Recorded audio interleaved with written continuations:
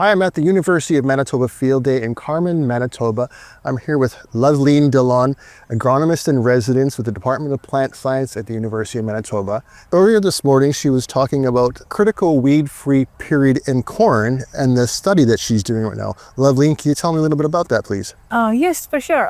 So I am studying here the critical period for weed control in corn because we basically want to know what is the most critical window to control weeds in corn before they become a problem and start disrupting the yields of the corn. So we're trying to navigate that window. When does that period start and when that period ends, so that farmers really know when to spray their crop before it starts to affect the yield, and when does the spray matters the most and is most effective.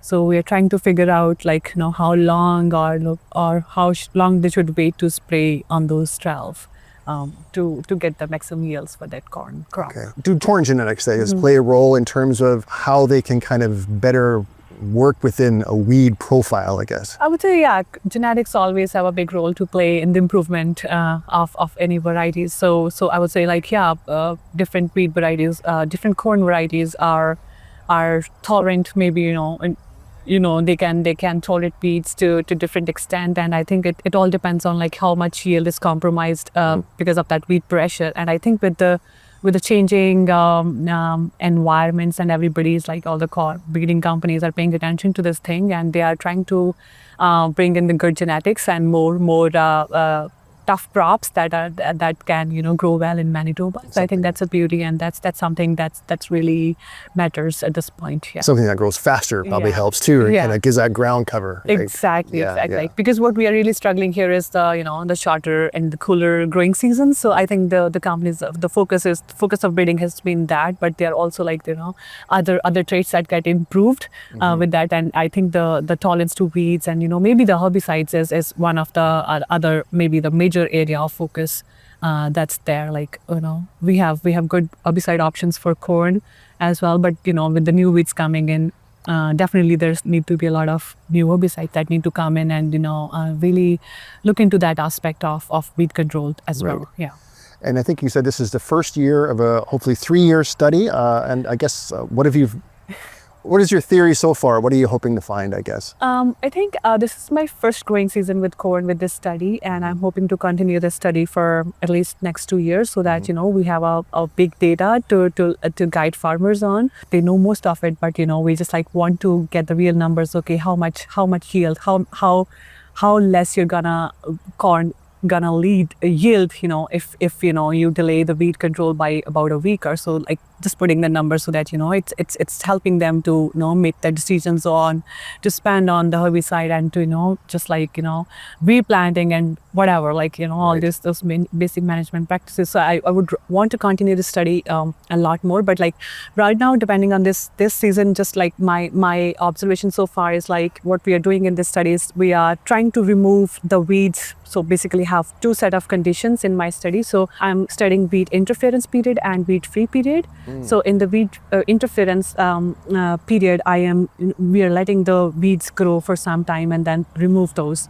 So we have different intervals. We have kept different intervals based on the previous knowledge that's available. When the studies say you really need to control weeds until knee-high stage, and then Dr. Stickerman's work out of Ontario says that you need to be stay on top of the weeds until first 8 weeks. So I just want to restudy whether it's same for Manitoba here. So we are trying to, I have put up this expanded study where I'm studying both the components, how long you can let plots be weedy so that, there's no impact on yield. Right. And in the other set, trial B, where I'm studying the weed free period. So we're keeping the plots weed free for different intervals of time, starting from emergence till going till maturity. So just to see okay, how long you need to keep your plots clean so that there is no yield is impacted. So I have kept the weed-free plots in there. I have kept the weed controls in there, just to compare the yields in the end. Okay, how much did your plot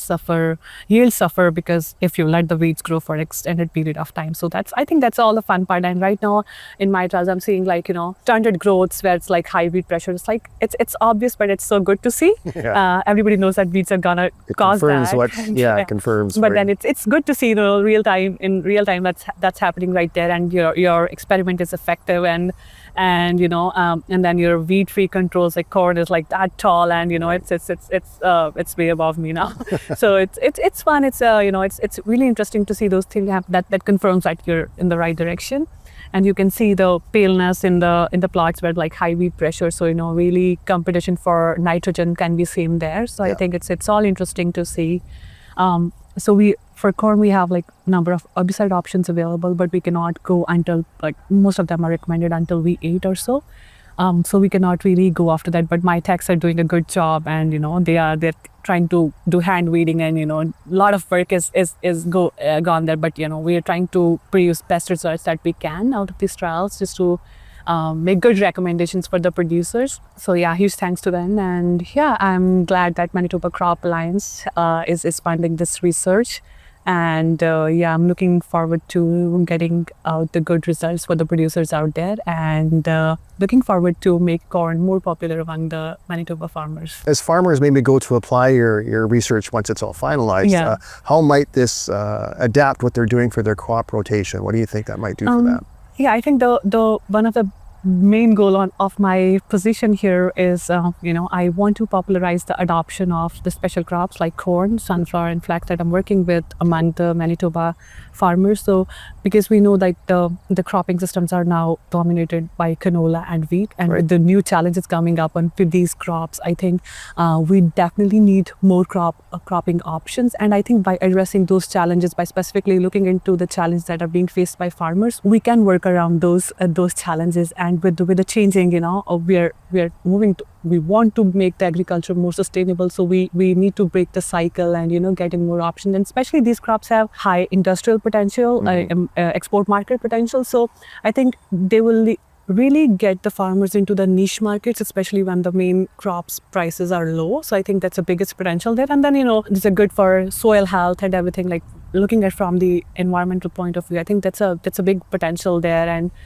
one of the future prospects I would really want to look into, how these crops adapt to the current cropping systems, and how, I can produce good results for the farmers so that they're interested in adopting these crops in their main crops, maybe after every 2 years, or maybe, Well, thank you for your time, Loveleen. Thank you for telling me about your research. Thanks. All right. Thanks. Nice meeting. Thanks.